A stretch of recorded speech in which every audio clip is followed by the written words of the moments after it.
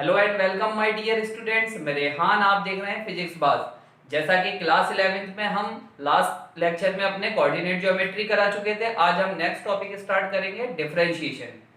जैसा कि बोर्ड पर है डिफरेंशिएशन। देखिएगा, डिफरेंशिएशन समझने से पहले हमें यह समझना पड़ेगा कांस्टेंट क्या होते हैं और वेरिएबल क्या होते हैं। चलिए हम बात करते हैं कांस्टेंट और वेरिएबल की। कांस्टेंट, बात करें वेरिएबल की। देखिए, कांस्टेंट वो टर्म होते हैं जो टाइम के साथ चेंज नहीं होते, जैसे कि 2, 3, 5 कई हो सकते हैं, ऑल नंबर्स हो सकते हैं, 2, 4, 5, पाई, जी या स्पीड ऑफ लाइट, ये सभी कांस्टेंट हैं। अगर आप 2 की वैल्यू कहीं भी पुट करिए तो आज भी, यानी कि अगर आप आज करेंगे तो अभी 2 आएगा, अगर आप कल लिखेंगे 2 को तो अभी 2 ही राइट होगा, और अगर आप फिजिक्स में लिखेंगे तो अभी 2, और अगर आप मैथ में करेंगे तो अभी इसकी वैल्यू वही रहेगी। यानी कि बात करते हैं कांस्टेंट की, यानी कांस्टेंट में जो वैल्यू जो रखेंगे आप वही रहेगी, ये टाइम के साथ चेंज नहीं होती, यानी कि कांस्टेंट टाइम के साथ चेंज नहीं होते, उन्हें कहते हैं हम constant. Speed of light 3 into 10 to the power 8 meter पर सेकेंड, ये आप चाहे जहां रख ले और चाहे जब रख ले तो ये टाइम के साथ चेंज नहीं होगी। समझ में आया? जो टर्म टाइम के साथ चेंज नहीं होते उन्हें बोलते हैं कांस्टेंट। अब वेरिएबल की बात करें, वेरिएबल दो टाइप के होते हैं। पहली बात, वेरिएबल होते क्या है? वेरिएबल वो होते हैं जो टाइम के साथ चेंज होते हैं। डिपेंडेंट वेरिएबल, और सेकंड होता है इंडिपेंडेंट वेरिएबल। देखिए, इसको मैं एक फॉर्मूले के थ्रू आपको समझाना चाह रहा हूं। वेलोसिटी, वेलोसिटी होता है डिस्प्लेसमेंट अपॉन टाइम भी कह सकते हैं, और change in position.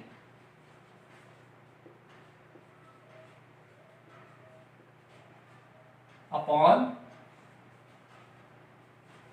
Change in time. यानी कि देखिए, अगर कोई कार किसी स्टेशन पर खड़ी है तो 2 सेकंड बाद अगर उसे स्टार्ट करके चलाया गया तो कुछ सेकंड बाद वो कार अपनी पोजीशन चेंज कर देगी। लेकिन अगर मैं टाइम की बात करूं, क्या टाइम कभी रुकता है? टाइम नहीं रुकता, यानी कि पोजीशन कहती है, यानी कि ये टाइम के साथ चेंज होती है, तो इसे बोलते हैं, ये है डिपेंडेंट क्वांटिटी, यानी कि ये किस पर डिपेंड कर रही है? टाइम पर। तो डिपेंडेंट वेरिएबल, और टाइम कैसा है? इन डिपेंडेंट वेरिएबल, यानी कि टाइम कभी किसी के ऊपर डिपेंड नहीं करता, जिस स्पीड से टाइम निकल रहा है उसी स्पीड से निकलता रहेगा, लेकिन पोजीशन टाइम के ऊपर डिपेंड करती है। यह आपको समझ में आया होगा। अब मैं इसको इस तरीके से भी बता सकता हूं, मान लीजिए y इज इक्वल ये है ना, इसको हम क्या करेंगे, यानी कि जो y है किसके ऊपर डिपेंड कर रहा है? x के ऊपर। y डिपेंड्स ऑन x, ये हम इसको ऐसे बोल सकते हैं, y is a function of x, यानी कि y जो है x का एक फंक्शन है। यानी कि y यहां पर, अगर मैं एक और एग्जांपल लूं, x प्लस 3 की बात करूं, तो ये जो y है, y यहां है डिपेंडेंट, और जो x है वो है इंडिपेंडेंट। यानी कि देखिए, x किसी के ऊपर डिपेंड नहीं कर रहा है यहां पर। अगर मैं वैल्यू पुट करूंगा, x की वैल्यू पुट कर दूं 1, तो 1 रखने पर आंसर क्या आ रहा है? 4। यानी कि मैंने x को चेंज किया, यानी कि मैंने x की वैल्यू रखी, चेंज क्या हुई? y की वैल्यू। यानी कि x डिपेंड नहीं कर रहा है यहां क्या डिपेंड कर रहा है? y। अगर मैं x की जगह 2 पुट कर दें, 5, तो यहां y कौन सा टर्म है? डिपेंडेंट। और x इंडिपेंडेंट। इसका स्क्रीनशॉट ले लीजिए।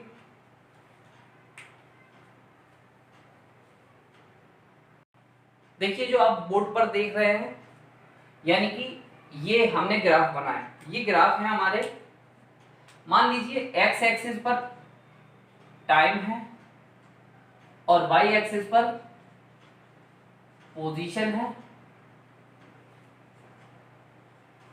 सिंपल इसी तरीके से पोजीशन y एक्सिस पर है, टाइम x एक्सिस पर है, पोजीशन y एक्सिस पर है और टाइम x एक्सिस पर है। एक चीज देखिएगा, इसमें थोड़ा सा समझिएगा। अगर इसमें पूछा जाए, देखिए position, change in position upon change in time क्या होता है? वेलोसिटी। यानी कि ये ग्राफ हमें क्या रिप्रेजेंट कराता है, ये लाइन हमें क्या रिप्रेजेंट कराती है? वेलोसिटी। पहले इसे समझिए, ये लाइन भी हमें क्या रिप्रेजेंट करा रही है? वेलोसिटी। मान लीजिए t1 टाइम पर पोजीशन इसकी क्या थी? यहां थी y1, और t2 टाइम पर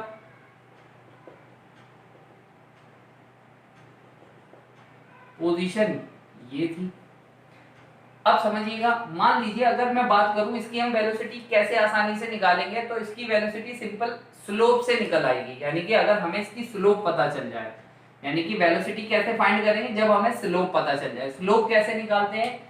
हम ये देखेंगे, ये जो वेलोसिटी है, वेलोसिटी की जो लाइन है वो टाइम एक्सिस पर कितना झुकी हुई है ना, या कितना बेंड है।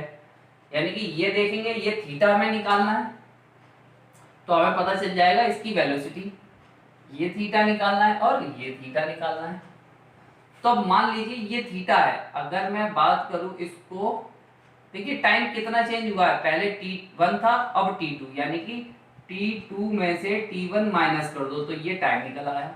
अगर मैं पोजीशन की बात करूं तो पोजीशन y2 में से y1 माइनस करो, तो जो थीटा यहाँ है वही थीटा यहाँ है। यानी कि ये कौन सा एंगल है? करस्पॉन्डिंग एंगल है। तो करस्पॉन्डिंग एंगल का मतलब क्या है? जितना अगर हमें ये थीटा निकालना है तो इस थीटा को निकालने के लिए हम ये थीटा निकाल लेंगे तो ये इसके बराबर हो जाएगा। तो हम इसको निकालते हैं तो ये हमारा निकल ही आएगा। तो देखिए अगर मैं इसकी बात करूं, यानी कि वेलोसिटी की बात करूं, वेलोसिटी क्या होती है? Change in position upon change in time. अब पोजीशन कितनी चेंज है? y2 से y1 और t2 से t1। हम चेंज इन पोजीशन को एक छोटे से टर्म में लिख सकते हैं, यानी कि हम इसको लिख सकते हैं डेल y, और टाइम को हम लिख सकते हैं डेल t। तो ये क्या हो गया? Del y upon del t। तो वेलोसिटी को हम सिंपल क्या लिख सकते हैं? Del y upon del t। ये आपकी समझ में आ गया होगा, है ना। अब यहां देखिए थोड़ा सा और, मान लीजिए यहां t1 है, ये पोजीशन t1 पे क्या थी? y1, t2 यहां है,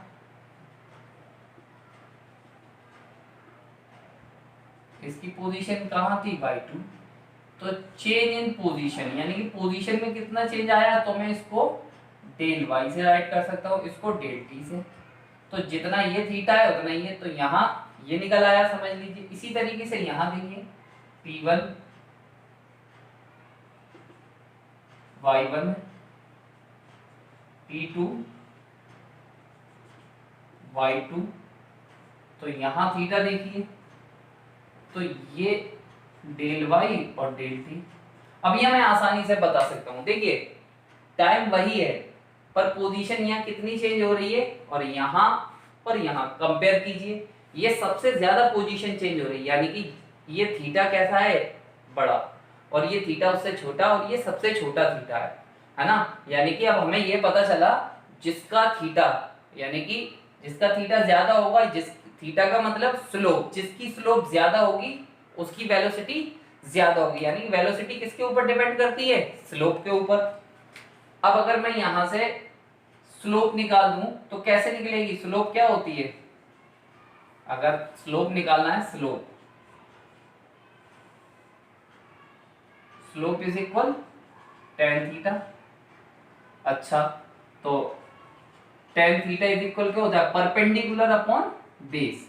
तो परपेंडिकुलर ये और बेस ये हो गया। अब इन दोनों को कंपेयर कर लीजिए, तो यानी del y del t, del y del t, तो हमारी वेलोसिटी क्या आ गई? Tan theta. यानी कि हमें सिंपल वेलोसिटी निकालने के लिए क्या निकालना पड़ेगा? स्लोप। समझ में आया आपके? तो ये चीज हुई, इसे समझ में आ गया होगा, इसका स्क्रीनशॉट ले लीजिए।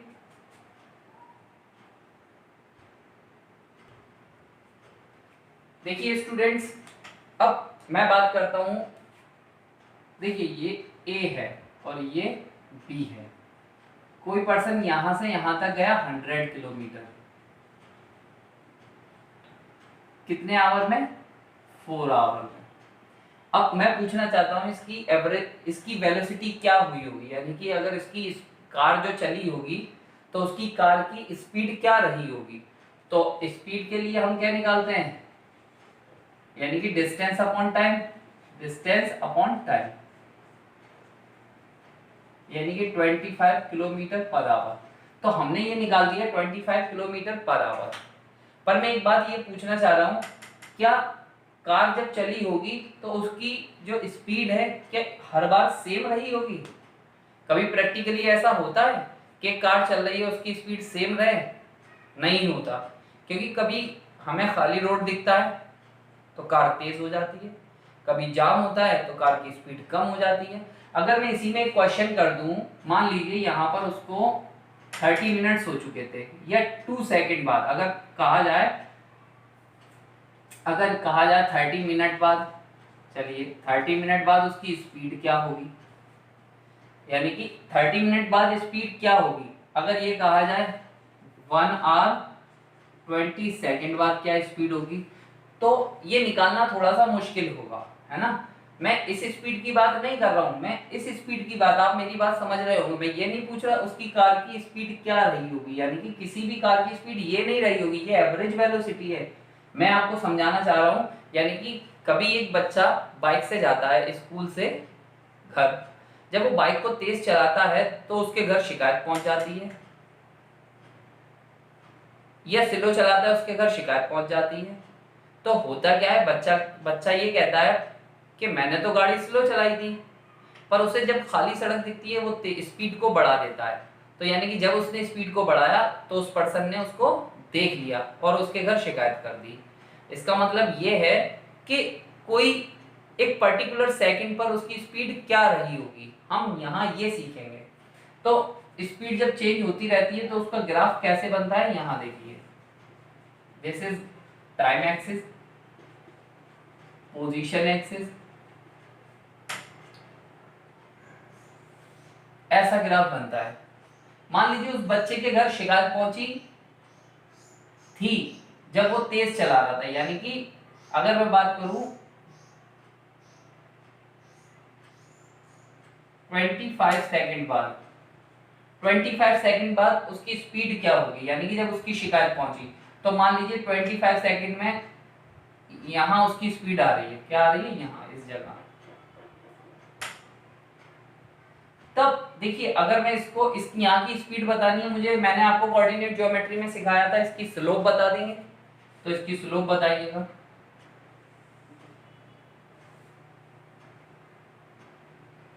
यहाँ मैं 25 यहाँ बनाता हूँ, क्योंकि देखो स्टूडेंट्स, ये बोर्ड है, स्केल होता तो अच्छे और बनता, ठीक है।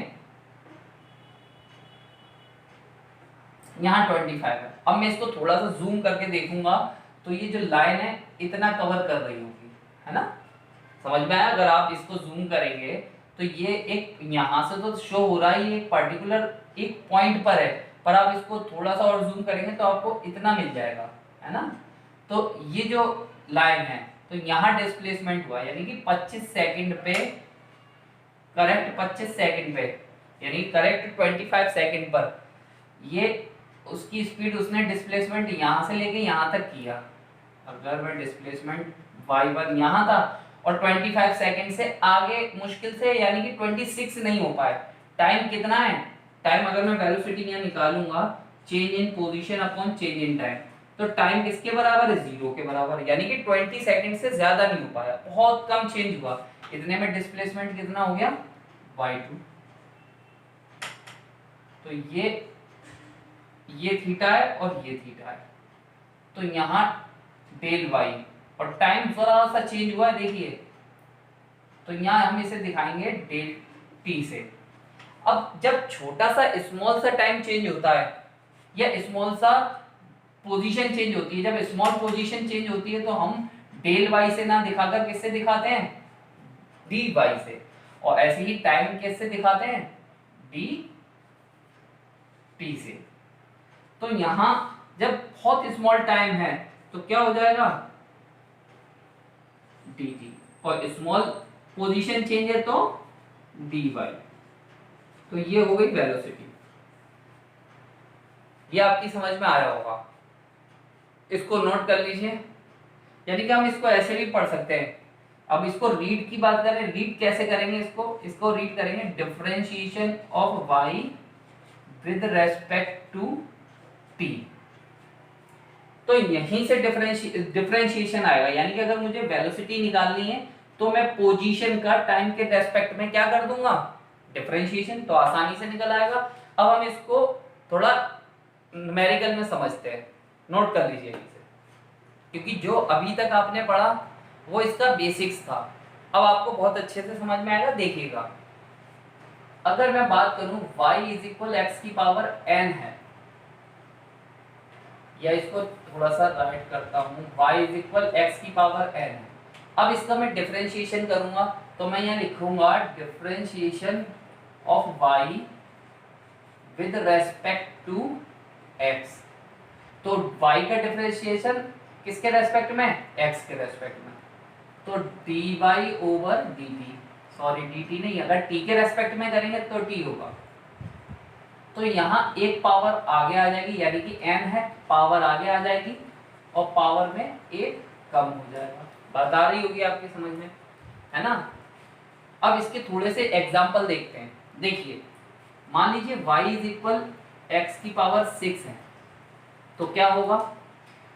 Differentiation of y with respect to x। इसको मैं डायरेक्ट करता हूँ क्योंकि ये मैथ नहीं है। अगर मैथ होगा तो आप बिल्कुल इसी तरीके से करेंगे, ये हमारे फिजिक्स में यूज होगा, तो फिजिक्स में हम डायरेक्ट कर सकते हैं। देखिएगा, dy ओवर dx, 6 यानी कि पावर हमने यहाँ सिखाया, पावर आगे आ जाएगी, तो पावर आगे आ जाएगी 6x, पावर में एक कम हो जाएगा, तो पावर में एक कम कर दीजिए 5। ये बात आपकी समझ में आया होगा। अब इसी तरीके से एक और एग्जांपल देखिए, y इज इक्वल एक्स की पावर -3। अब इसे भी करते हैं differentiation of y with respect to x, तो dy ओवर dx, -3 आगे आ जाएगा, यानी कि मैंने बताया था पावर आगे आ जाएगी, जो भी पावर यहाँ n था n आगे आ गया, 6 था 6 आगे आ गया, 5 था, सॉरी अब -3 है तो -3 आगे आ गया। अब इसमें एक कम हो जाएगा, इसमें एक कम का मतलब ये नहीं है एक कम हो जाएगा -2 हो जाएगा, नहीं बच्चों, एक कम हो जाएगा यानी कि नेगेटिव एक हो जाएगा, तो ये क्या हो गया 3/4 माइनस का। ये समझ में आया होगा। अब एक और चीज समझिए इसमें, देखिए कांस्टेंट का जो डिफरेंशिएशन होता है वो 0 होता है। डिफरेंशिएशन ऑफ कांस्टेंट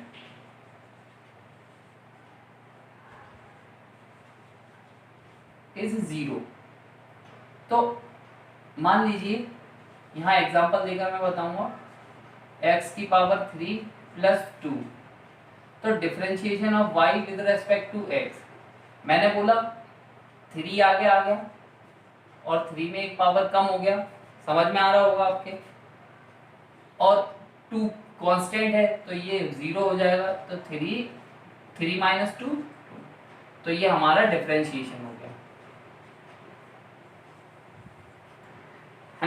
इस तरीके से हम डिफरेंशिएशन कर सकते हैं। अब अगर एक चीज और देखिए, मान लीजिए यहाँ होता 6x की पावर 4, कैसे करते differentiation?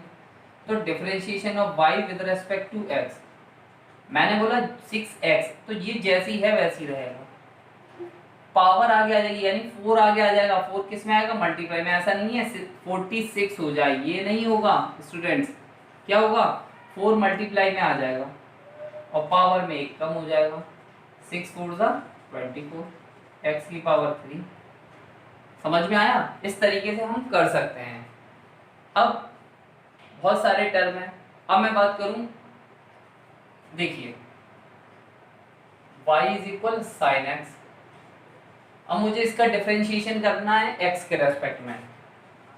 Differentiation of y with respect to x, तो यानी कि y का डिफरेंशिएशन करना है, तो ये y का डिफरेंशिएशन और ये साइन का डिफरेंशिएशन, तो ये हो जाएगा dy ओवर dx। और डिफरेंशिएशन किसका? साइन का क्या होता है? cos x। तो ये आ गया, है ना। पर आपको ये सब मैथ में जरूरत पड़ेगी, यहाँ फिजिक्स में आपको डायरेक्ट कर देना है ना। कैसे डायरेक्ट करना है वो मैं सिखाता हूँ। मान लीजिए अगर ये आपको थोड़ा सा लर्न करना पड़ेगा स्टूडेंट्स, साइन एक्स का डिफरेंशिएशन होता है cos x। cos x का डिफरेंशिएशन क्या होता है? Minus sine x. अब हम कैसे याद रखेंगे माइनस किस में आएगा, माइनस किस में नहीं आएगा? तो आप सीधा सा समझ लीजिए, जिसके शुरू के टर्म में क्या हो c, तो वो माइनस का होगा। देखो यहाँ c है तो माइनस साइन हो गया। अब देखिए आप थोड़ा सा गौर करिएगा, थर्ड tan x का डिफरेंशिएशन क्या होगा? sec square x। sec x का क्या होगा? sec x into tan x। अब cot x का क्या होगा? cosec square x। cot का c, यानी कि c का मतलब यहाँ क्या आएगा? माइनस। अब 6 cosec x, यहाँ भी c आ रहा है यानी कि इसमें भी माइनस आ जाएगा। तो cosec का क्या होगा? cosec x into cot x। इसको लर्न करने के लिए आप ऐसे समझ सकते हैं, देखिए tan और sec का क्या है? पेयर है, यानी कि tan x तो sec स्क्वायर x होता है, ऐसी cot का cosec के साथ होता है cot x का cosec स्क्वायर x। जब sec x आता है तो एक बार tan x और sec x, और cosec x आता है cosec x और cot x। तो आप इसको इस तरीके से लर्न कर सकते हैं। और फॉर्मूले हैं, यानी कि ex, तो इसका क्या होगा डिफरेंशिएशन? ये बहुत इजी है, वही का वही रहता है। log x का क्या होगा? 1/x। ये इतना आपको लर्न करना पड़ेगा स्टूडेंट्स। तो इसको लर्न कर लीजिए या इसको नोट कर लीजिए, स्क्रीनशॉट ले लीजिए। देखिए स्टूडेंट्स, और भी कुछ फॉर्मूले हैं। अब एक फॉर्मूला को प्रोडक्ट रूल से नाम जानते हैं, प्रोडक्ट रूल, यानी कि एक फॉर्मूले को हम प्रोडक्ट रूल कहते हैं। ये फॉर्मूला कौन सा है? डिफरेंशिएशन का है, यानी कि y इज इक्वल u और v हो, या मान लीजिए first term into second term, या इसे हम ऐसे भी राइट कर सकते हैं। मैं आपको यहाँ ये भी बता सकता हूँ, ये भी हो सकता है, यानी कि दो टर्म हो सकते हैं u और v। तो देखिए बहुत इजी है, इसका डिफरेंशिएशन x के रेस्पेक्ट में करना है, तो differentiation of y with respect to x, तो dy ओवर dx। तो फर्स्ट टर्म जैसी है वैसी लिख देंगे, सेकंड का डिफरेंशिएशन प्लस, यहां प्लस साइन आएगा, सेकंड टर्म और फर्स्ट का डिफरेंशिएशन। ये फॉर्मूला आपकी समझ में आया होगा, है ना। वैसे ही ये भी वही है, यानी कि अगर मैं इसको थोड़ा सा, अगर ये u v के टर्म में होता तो u और differentiation of v, v differentiation of u, है ना। तो आप इसको कर सकते हैं। अब मैं आपको अगर इसमें एक एग्जांपल देकर बताऊं तो मैं बता सकता हूं। जैसे कि मान लीजिए यहां हम इसको एग्जांपल ले सकते हैं ex और cos x। देखिए ये तो हो गया फर्स्ट टर्म और ये हो गया सेकंड टर्म। अब इसको मैं कैसे राइट करूंगा, देखिए मैंने बोला था differentiation of y with respect to x, first term जैसी है वैसी। सेकंड का डिफरेंशिएशन, तो मैं सेकंड का डिफरेंशिएशन कर सकता हूं, यानी कि यहाँ सेकंड का डिफरेंशिएशन प्लस सेकंड टर्म और फर्स्ट का डिफरेंशिएशन, तो ex cos का क्या हो जाएगा, यहाँ चेक करिए cos का क्या होता है माइनस साइन एक्स, तो माइनस आगे आ जाएगा और ये क्या हो जाएगा sine x plus cos x जैसी है वैसे। ex का क्या हो जाता है ex। अब देखिए दोनों टर्म में कॉमन क्या मिल रहा है ex, तो क्या बचा cos x और ये माइनस का साइन। बोलिए कितना इजी है। इस तरीके से आपको करना है। एक रूल और है, क्या है वो समझिए। दूसरे रूल का नाम है डिवाइड रूल।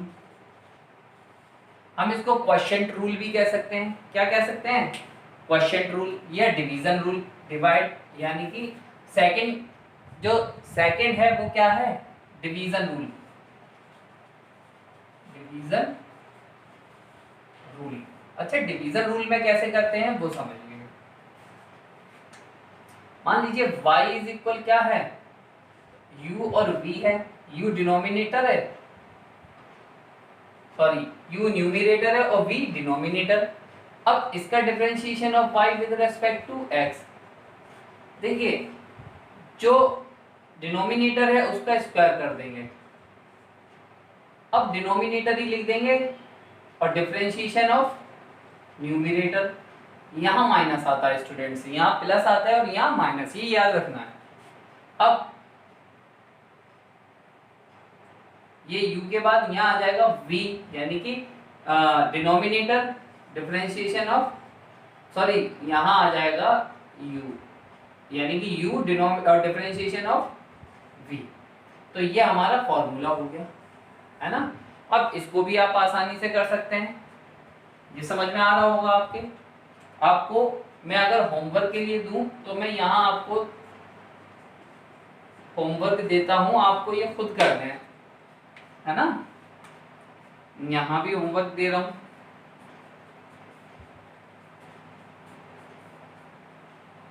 तो पहले मैं इसको देता हूं होमवर्क में, यानी कि ये हो जाएगा, ये आपको करके लाना ex और cos x का, ये आपको करना है x square plus sine x का। चलिए दो दो देते हैं आपको, ज्यादा नहीं देते हैं, ठीक है।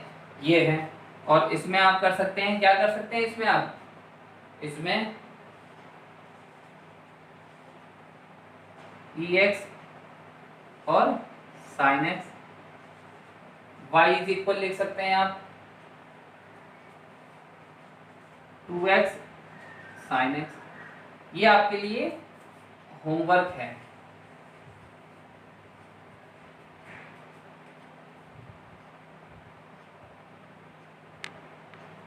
ये आपको दोनों को होमवर्क करके लाना है, यानी कि इन दोनों का आपको करना है, ठीक है। इसका स्क्रीनशॉट ले लीजिए, आपकी समझ में आ गया होगा। अगर वीडियो आपको पसंद आई हो तो आप शेयर कीजिए और लाइक कीजिए। अगर आपको